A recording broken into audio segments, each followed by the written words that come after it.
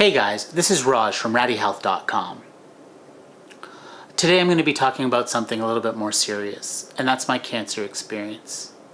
A lot of people have asked me questions about it, and I thought it's finally time to let my story out to the world in general. I'm going to try and do this chronologically, and each episode I'm going to try and deal with it from a different aspect.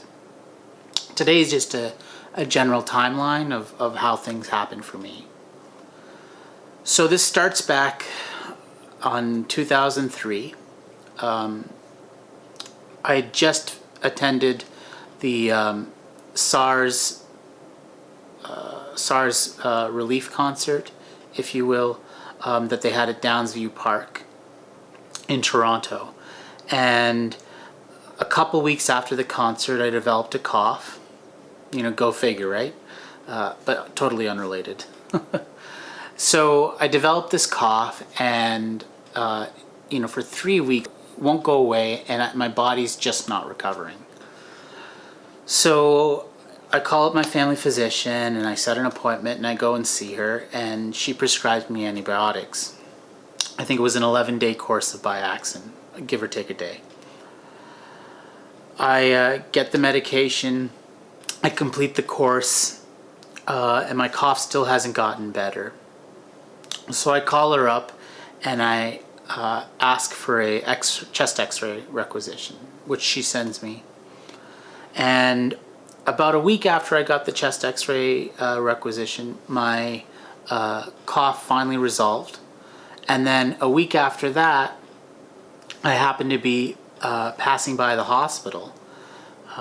At the time, I was living in Cambridge, Ontario, and I decided to pop into the hospital and get my chest x-ray done before my high school reunion.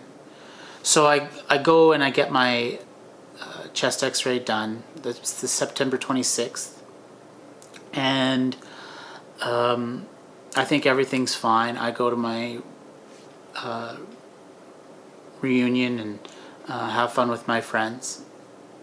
And on the 29th of September, 2003, the report comes back, and my left lung field had been completely obliterated, or masked, if you will. We knew something was wrong from that. I remember how upset my parents were. My father's also a physician, so he was pretty upset. And that same week, I think it was Tuesday or Wednesday, I actually went in and got my CT scan done. And that showed a mass about the size of a football in my chest. What's funny is up until that point, except for that cough, I was completely asymptomatic. Asymptomatic meaning without symptoms.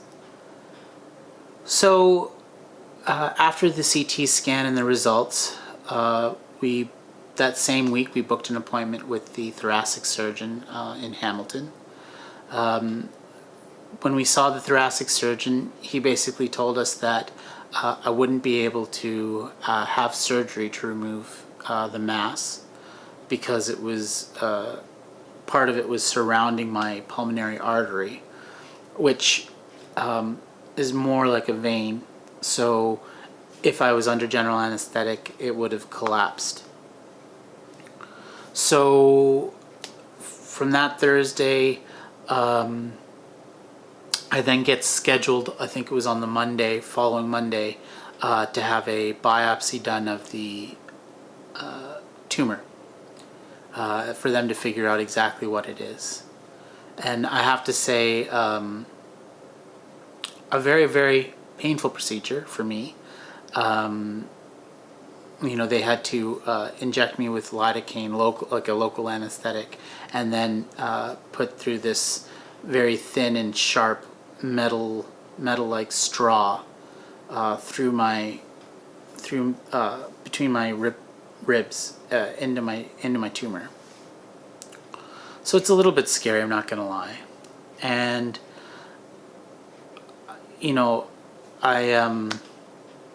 that morning, actually, I had fainted 3 times in the bathroom. I essentially was brushing my teeth, you know, getting ready to go to the hospital to go and get my biopsy done, and I passed out 3 times. Passed out once, tried to get up, passed out again, tried to get up and passed out again. And I remember fading to black and hearing my mother scream and cry, and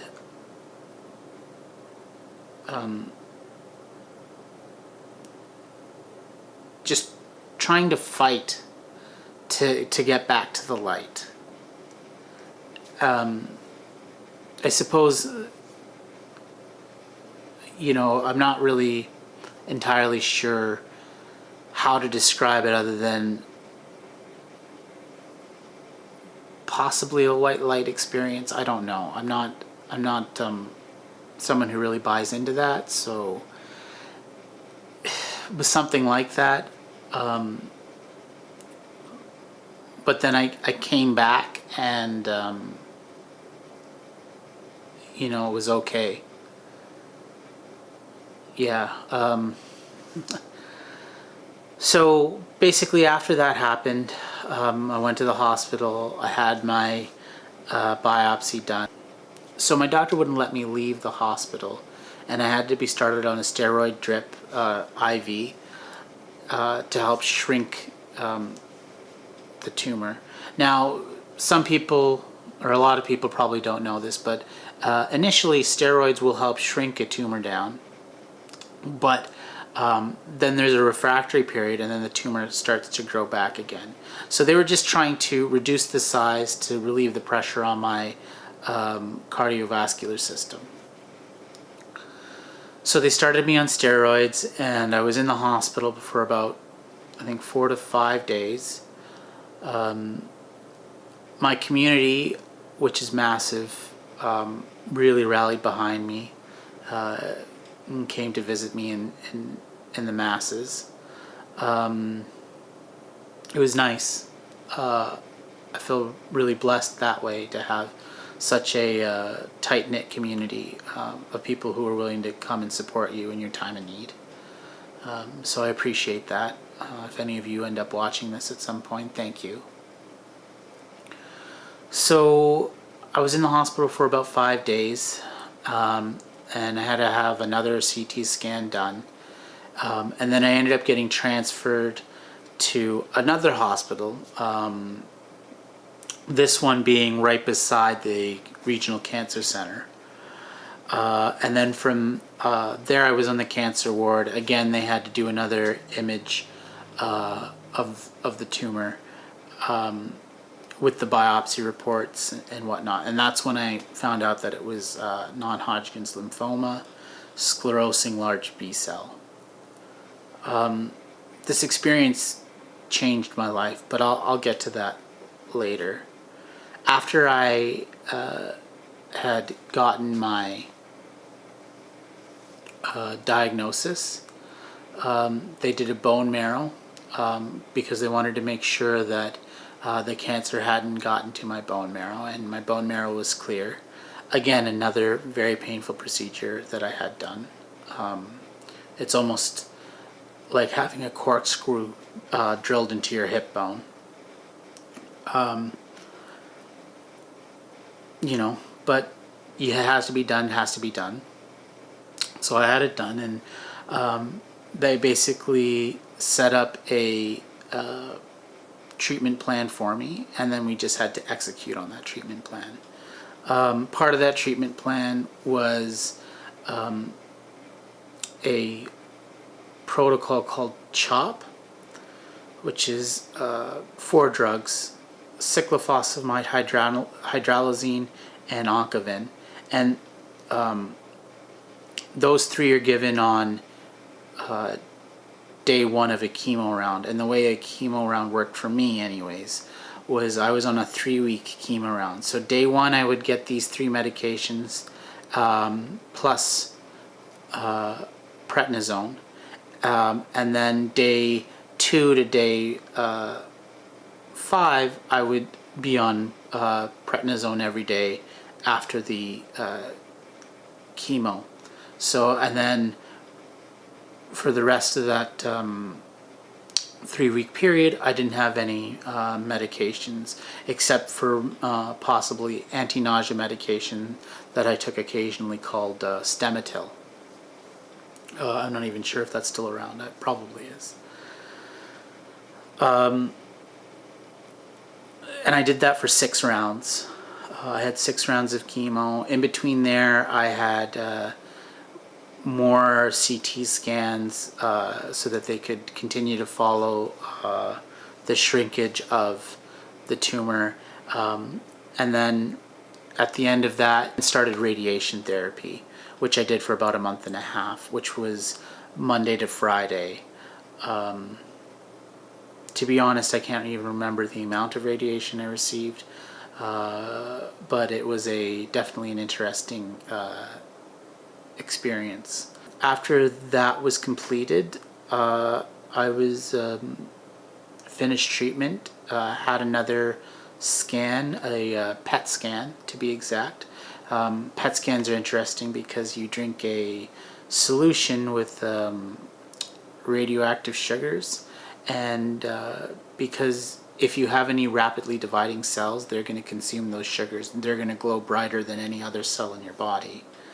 And I think they can detect, if I'm not mistaken, up to a million cells. Now it sounds like a lot, but it's actually a very minute amount of cancerous cells.